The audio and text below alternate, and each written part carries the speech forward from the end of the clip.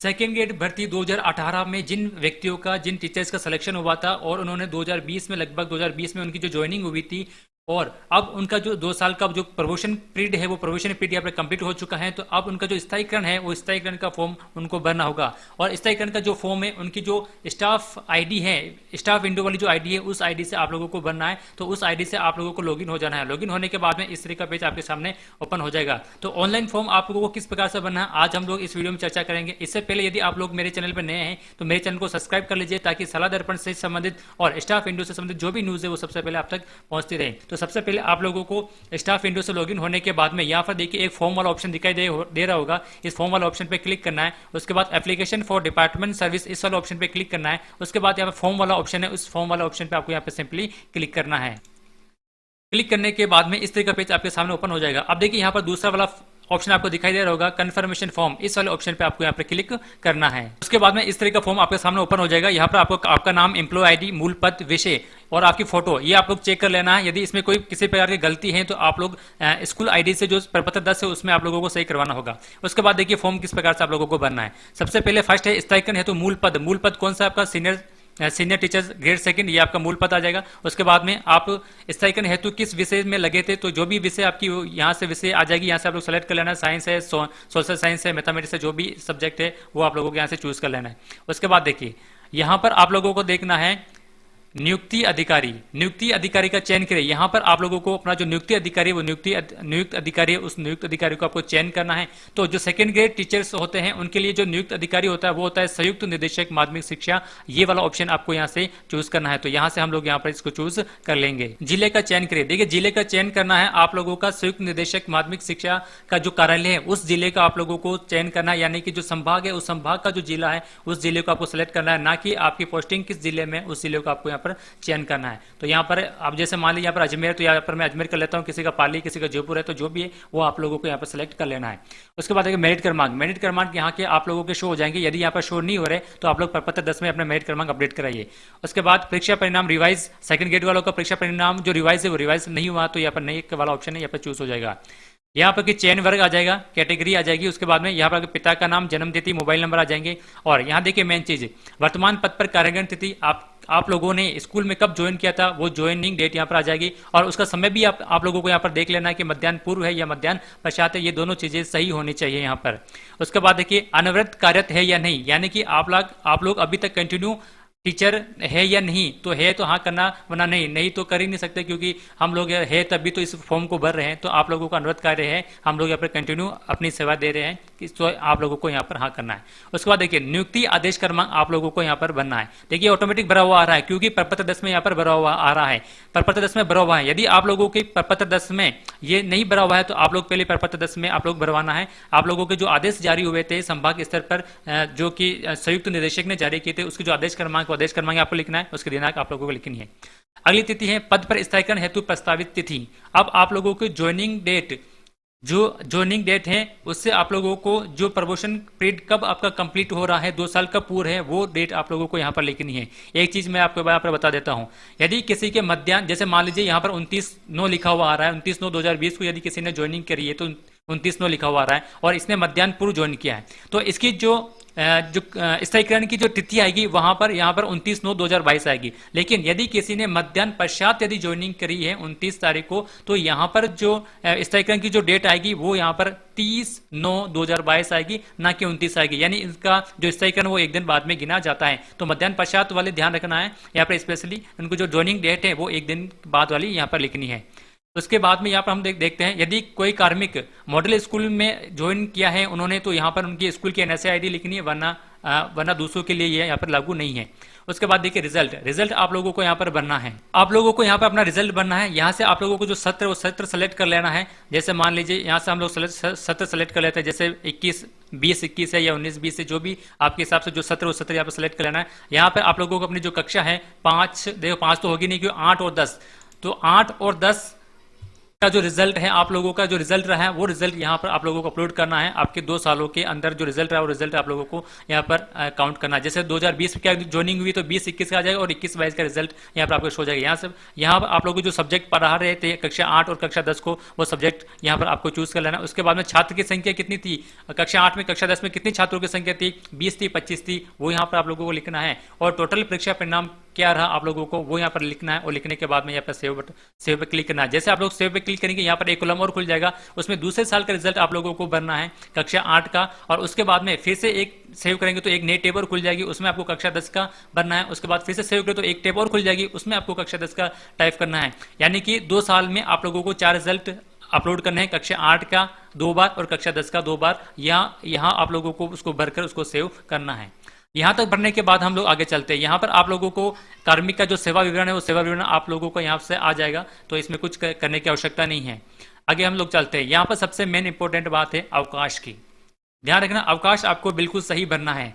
Promotion period में देखिए जो अवकाश है वो ज्वाइनिंग टू ज्वाइनिंग गिना जाता है और जुलाई टू जून भी गिना जाता है। दोनों ही स्थितियों में एक साल के अंदर 15 सीएल से ज्यादा सीएल नहीं होनी चाहिए। यदि 15 से ज्यादा है तो फिर आप लोगों को जो जिस भी प्रकार का आप लोगों ने अवकाश लिया था उसकी आपको अवकाश को स्वीकृत कराना होगा और स्वीकृत कराने के बाद में यहाँ पर अपलोड करना होगा। तो पहले हम लोग बात कर लेते हैं यहाँ पर जो आकस्मिक अवकाश है उसकी बात कर लेते हैं, फिर आगे हम दूसरे अवकाश की बात करते हैं। तो देखिए यहाँ से आप लोगों को जो अवकाश का विवरण है वो आकस्मिक अवकाश यहाँ से आपको सेलेक्ट करना है। बिल्कुल ध्यान से यहाँ से आपको वीडियो को देखना है, क्योंकि अवकाश आप लोगों को बिल्कुल गलत नहीं भरना है। यदि आप लोगों ने गलत भर दिया अवकाश तो आगे जो पीओ से फिर आगे जो फॉर्म जाएगा वहां से आप लोग जो क्लर्क होता है वो कुछ ना कुछ आपको मिस्टेक कर देगा। तो आप लोगों को जो अवकाश है बिल्कुल सही बनना है। तो देखिए जैसे हम लोगों ने अवकाश आकस्मिक अवकाश सेलेक्ट किया तो प्रथम वर्ष या द्वितीय वर्ष में, तो पहले आप लोगों को प्रथम वर्ष सेलेक्ट करना है। तो प्रथम वर्ष के जितने भी आकस्मिक अवकाश है वो आप लोगों को पहले सेलेक्ट करना है। अब देखिए यदि आप लोगों ने हाफ डे लिया है तो यह देखिए आधे दिन का अवकाश, यदि आप लोगों ने हाफ डे लिया है तो इस वाले ऑप्शन में आपको क्लिक करना है। और क्लिक करने के बाद में आपने हाफ डे किस डेट को लिया है वो डेट आप लोगों को यहाँ पर सेलेक्ट करनी होगी। तो जैसे मान लीजिए एक डेट मैं आपको सेलेक्ट करके बता देता हूँ। जैसे मान लीजिए ये 1 तारीख की यहाँ से मैं ले लेता हूँ, क्योंकि 1 तारीख है कि ये वाला फॉर्मेट आपको खुलेगा नहीं। और उसके बाद में यहाँ पर आप लोगों को सेव करना है। तो जैसे आप लोग सेव करेंगे फिर से एक नई टेब खुल जाएगी, उसमें फिर से आपको आकस्मिक अवकाश चूज करना है, फिर से प्रथम वर्ष चूज करना है और आपके जो अवकाश है वो अवकाश को आपको दर्शाना है। अब देखिए मान लीजिए यदि आप लोगों ने अवकाश 3 दिन का या 4 दिन का एक साथ लिया है तो आप लोगों को उसको एक साथ ही लिखना है, ना कि अलग अलग टेब में लिखना है।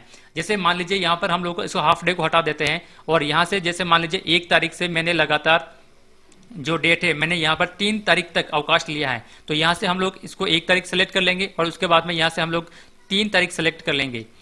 तो यहाँ से हम लोग अभी जो दिनांक को 3 सेलेक्ट कर लिए, तो यहाँ पर 3 दिन का अवकाश है वो एक साथ में आ गया है। आप लोगों को 1 तारीख का, 2 तारीख का, 3 तारीख का, इस तरह का अलग अलग अवकाश सेलेक्ट नहीं करना है। यदि आप कंटिन्यू अवकाश है तो आप लोग कंटिन्यू लिखना है, और यदि बीच में आप लोगों ने ज्वाइन कर लिया उसके बाद में फिर से अवकाश ले लिया तो आप लोगों को अलग अलग लिखना है। तो इस प्रकार से आप लोग आकस्मिक अवकाश 15 जो भी आपने अवकाश लिए हैं 1 वर्ष के अंदर वो प्रथम वर्ष में आपको सेलेक्ट करना है। जब प्रथम वर्ष के पूरे अवकाश हो जाते हैं, ध्यान रखना यदि प्रथम वर्ष के अंदर ही आप लोगों ने यदि अवैतनिक अवकाश या असाधारण अवकाश आप लोगों ने लिया है तो उसके जो स्वीकृति आदेश आपके पास में होने चाहिए, उसी के बाद में आप लोग इस फॉर्म को भरना है।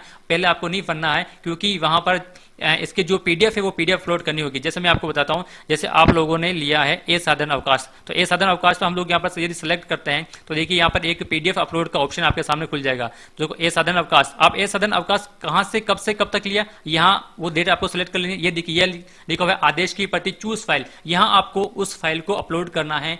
चूज फाइल आपको अपलोड करना है। जैसे साधारण अवकाश हमने 10 दिन के लिया, 15 दिन के लिया है, तो आप लोग अपने अधिकारी जो इस अवकाश को स्वीकृत करता है वहां से वो नोट जो आदेश है उस आदेश की प्रति आप लोगों को मंगवानी है और यहाँ अपलोड करनी है। उसके बाद में आपको इसको यहाँ पर सेव करना है। तो यदि आप लोगों ने प्रथम वर्ष में असाधारण अवकाश लिया या आकस्मिक अवकाश असाधारण या अवैतनिक अवकाश लिया है तो यहाँ से आप लोगों को सेलेक्ट कर लेना है। चाहे आप लोगों ने पितृत्व अवकाश लिया, प्रसूति अवकाश लिया, तो जो जिस भी प्रकार का अवकाश लिया हो उस अवकाश की आदेश की प्रति आप लोगों को यहाँ पर अपलोड करनी है। अब ये तो हो गया आपके प्रथम वर्ष का। अब हम लोग द्वितीय वर्ष की बात कर लेते हैं। जो द्वितीय वर्ष में आपको लोगों को क्या बनना है, जिस तरह से आप लोगों ने प्रथम वर्ष में आकस्मिक अवकाश या दूसरे जो अवकाश भरे थे उसी तरह से आप लोगों को द्वितीय वर्ष में भी बनना है। तो यहाँ से हम लोग द्वितीय वर्ष सिलेक्ट कर लेंगे। तो अब द्वितीय वर्ष की जो डेट है वो द्वितीय वर्ष की डेट आप लोगों को यहाँ पर डालते जाना है और यहाँ पर सेव करते जाना है। फिर से नई टेप खुल जाएगी, फिर से आप लोग डेट भरेंगे, फिर से आप लोगों को सेव करना है। यानी जिस तरह से आप लोगों ने प्रथम वर्ष के जो अवकाश भरे थे उसी प्रकार से द्वितीय वर्ष के अवकाश आप लोगों को भरने हैं। तो इस प्रकार से जो सीएल आपको बिल्कुल सही भरनी है। सीएल या फिर जो भी दूसरे अवकाश है वो बिल्कुल सही अच्छी तरीके से बनी। देखिए वीडियो थोड़ा सा लंबा हो जाएगा, लेकिन हम कोशिश कर रहे हैं कि इस वीडियो में पूरी सही से जानकारी आपको दी जाए ताकि जो स्थायीकरण का जो फॉर्म है वो बिल्कुल सही भरा जाए। तो ये सारी चीजें आप लोगों को भरने के बाद में पूरा फॉर्म एक बार आपको फिर से देख लेना है और देखने के बाद यहाँ देखिए सेव का बटन आपको दिखाई दे रहा होगा, इस सेव के बटन को क्लिक करना है। उसके बाद में फाइनल सबमिट पे आपको क्लिक करना है। देखिए फाइनल सबमिट पर क्लिक करने के बाद में आपके जो रजिस्टर्ड मोबाइल नंबर है जो शाला दर्पण से जुड़े हुए हैं उस पर एक ओटीपी आएगा। ओटीपी डालने के बाद में आपका जो ये फॉर्म है ये फॉर्म ऑटोमेटिक लॉक हो जाएगा और लॉक होने के बाद में आपका ये जो फॉर्म है वो आपकी पीओ की आईडी पे चला जाएगा और पीओ उस फॉर्म को आगे अप्रूव करेगा। एक चीज यहाँ पर मैं आपको बता देता हूँ, आपके संस्था प्रदान का जो सेवा संतुष्टि प्रमाण पत्र और जो वेतन का प्रमाण पत्र है कि इनका किसी भी प्रकार का वेतन बकाया नहीं है, इस प्रकार का प्रमाण पत्र जो ऑफलाइन फॉर्मेट में संस्था प्रदान का सेवा संतोष प्रद प्रमाण पत्र और वेतन से संबंधित प्रमाण पत्र, ये दोनों ही प्रमाण पत्र आप लोगों को अपने पीओ सर की आईडी से अपलोड करवाने हैं। ध्यान रखें, उनको याद दिलाना है। हो सकता है उनके बाई चांस मिस्टेक से भूल जाए, लेकिन आप लोगों को उनको याद दिलाना है। अब देखिए ये तो होगी ऑनलाइन फॉर्मेट की बात, ऑनलाइन फॉर्म की बात। अब हम लोग एक बार ऑफलाइन फॉर्म की बात बता देता हूं। मैं मेरे एक्सपीरियंस से कह रहा हूं कि आप लोग अपना एक ऑफलाइन फॉर्म भी तैयार कर लीजिए। वैसे ये जमा कहीं कराना नहीं है, लेकिन अपने पास में अपने रिकॉर्ड के लिए एक ऑफलाइन फॉर्म के 2 सेट तैयार कराइए और दोनों सेट के ऊपर आप लोगों को जो पीओ सर के सील साइन करवाइए और एक सेट आप पीओ कार्यालय में जमा कराइए और एक सेट अपने पास में रखिए। उस जो फॉर्म है उस फॉर्म के साथ में आप लोगों को सभी डॉक्यूमेंट अपलोड करने हैं, जैसे कि सेकंड ग्रेड का जो आप लोगों ने फॉर्म भरा था वो फॉर्म, उसके बाद में जो आदेश आए थे नियुक्ति के आदेश वो नियुक्ति के आदेश, स्कूल के अपने ऑफलाइन ऑनलाइन दोनों आदेश, इसके अलावा कक्षा 10 कक्षा 12 ग्रेजुएशन की मार्कशीट डिग्री, उन सभी को एक साथ इकट्ठा कर आप लोग दोनों 2 सेट के साथ में लगवाइए। एक साथ पीओ कार्यालय में जमा कराइए, एक अपने पास में सुरक्षित रखिए, क्योंकि आगे जब भी हम लोग जब तक सेवा काल में रहेंगे तब तक कोई ना कोई डॉक्यूमेंट हमारे पास में काम आता रहेगा, हमसे मांगते रहेंगे। तो आप लोग के पास में यदि पूरा सेट बना होगा तो कभी भी कोई भी डॉक्यूमेंट जरूरत पड़ी तो आप लोग उसमें से निकाल कर फटाक से जल्दी से दे सकते हैं। तो ऑफलाइन फॉर्मेट भी आप लोग एक बार जरूर तैयार करवा लेना है। उसको भेजना आगे कहीं नहीं है, लेकिन बस अपने पास में रखने के लिए आप लोग अपनी सुविधा के अनुसार अपने पास में रखने के लिए आप लोग ऑफलाइन फॉर्म भी भर सकते हैं। तो इस प्रकार से आपको ऑनलाइन और ऑफलाइन दोनों ही फॉर्म भरने हैं और दोनों ही फॉर्म आप लोगों को भरने के बाद में आपका जो स्थायीकरण वो स्थायीकरण आदेश जब भी ये जो फॉर्म ऑनलाइन आगे चला जाएगा फिर पीओ सर की आईडी से आगे जाएगा संयुक्त निदेशक की वहां पर जाएगा। वहां से अप्रूव होने के बाद में आपका जो स्थायीकरण का एक आदेश आएगा, उसके बाद आप लोगों का जो स्थायीकरण है वो स्थायीकरण हो जाएगा। तो अच्छा लगा तो उसे लाइक करना और शेयर करना और मेरे चैनल पर नए हैं तो मेरे चैनल को सब्सक्राइब करना ताकि शाला दर्पण से और स्टाफ विंडो से स्थायीकरण से जो भी संबंधित सूचना है वो सबसे पहले आप तक पहुंचती रहेगी। Thank you.